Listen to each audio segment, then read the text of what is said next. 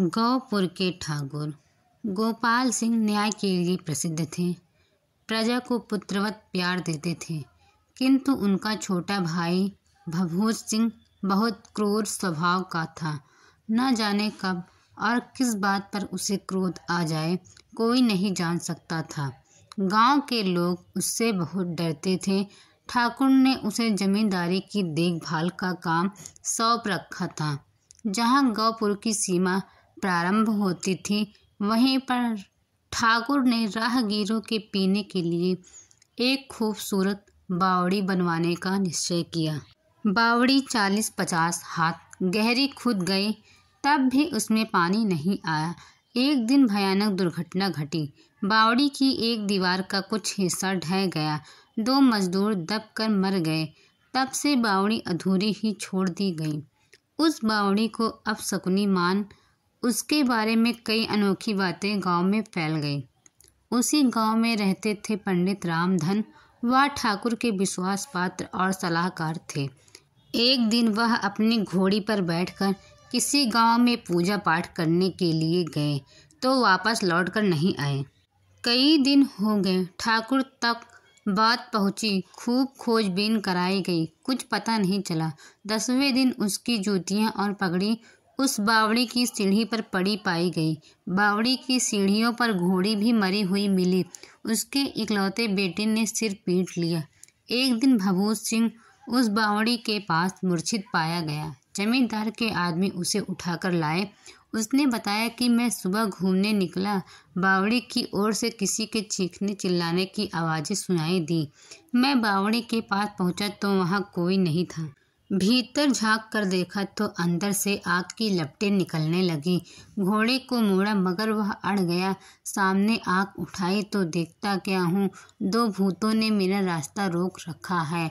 उनके सिर पर बकरे की तरह सींग थी। पूरा शरीर रीछ की तरह बालों से ढका हुआ था। उन्होंने मुझे एक ही झटके में घोड़े से नीचे खींच लिया। फिर क्या हुआ मुझे मालूम नहीं। यह सुनकर गौपुर की क्या आसपास के गांवों में भी भूत बावड़ी का भय फैल गया। इस घटना को 10 दिन भी नहीं बीते थे, अचानक ठाकुर गोपाल सिंह भी लापता हो गए। तीसरे दिन उनका घोड़ा बावड़ी के पास मरा पाया गया। ठाकुर गोपाल सिंह के कोई संतान नहीं थी।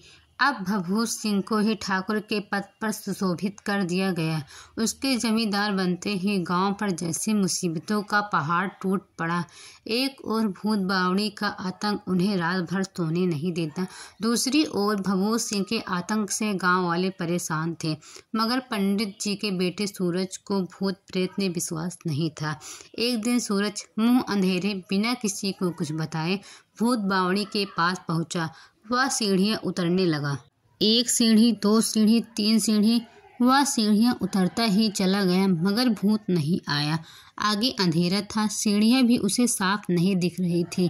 तभी उसे ठोकर लगी। वह लड़खड़ाकर दीवार से टकराया। दीवार पर लोहे के कड़े जैसे कोई चीज उसके हाथ में आ गई। उसने उसे कसकर पकड़ लिया। वह कड़ा एक दरवाजे का था। खट की आवाज़ हुई और वहाँ एक रास्ता बन गया। उसको बड़ा आश्चर्य हुआ। हल्का सा उजाला भी दिख पड़ा। सामने एक सुरंग थी। वह सुरंग के रास्ते आगे बढ़ा। आगे चलकर उसे एक और दरवाज़ा दिखा। उसने उसे धक्का दिया तो वह खुल गया। भीतर 2 मसालें जल रही थी। मसालों की रोशनी में एक आदमी दिखा, जिसके हाथ पैर रस्सी से बंधे हुए थे। उसे भूत समझ वह चीखने वाला था कि उस आदमी को पहचान लिया। वह ठाकुर गोपाल सिंह थे। वह बोला, क्या आप ठाकुर साहब ही हैं या कोई भूत? ठाकुर ने आंखें उठाई। लाल लाल आंखें, बढ़ी हुई दाढ़ी, वैसी ही बड़ी बड़ी मूछें। वह बोले, कौन? अरे तिल तिल कर क्यों मारता है? भभूत सिंह, मैंने तेरा क्या बिगाड़ा है?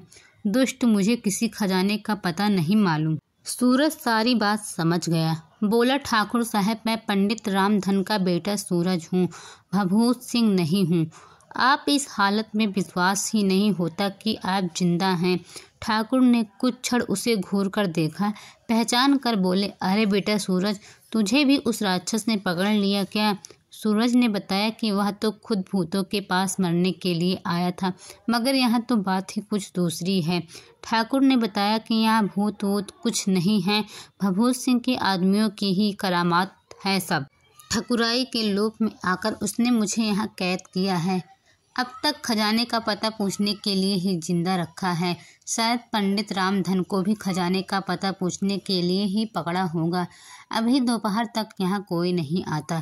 दोपहर के बाद उसके आदमी खाना लेकर आते हैं। सूरज ने जल्दी जल्दी उसके बंधन खोले। बोला, ठाकुर साहब, भगवान ने चाहा तो हम बच निकलेंगे। यहाँ से भाग चलो। ठाकुर ने बताया कि इस बावड़ी के नीचे शायद एक और सुरंग है जहाँ लोग कैद होंगे। यहाँ से थोड़ी दूर पर एक नदी बहती है, उधर से ही भभूत सिंह के आदमी आते हैं। सूरज ने कहा, पहले आप तो बाहर निकलिए, दूसरों को छुड़वाने का कोई उपाय कर सकेंगे। वे वहाँ से बाहर आए। सामने नदी बह रही थी। तैरकर दूसरे किनारे पर पहुँचे। पास ही कोसीथल गांव था। वहाँ के ठाकुर को सारी बात बताकर मदद मांगी।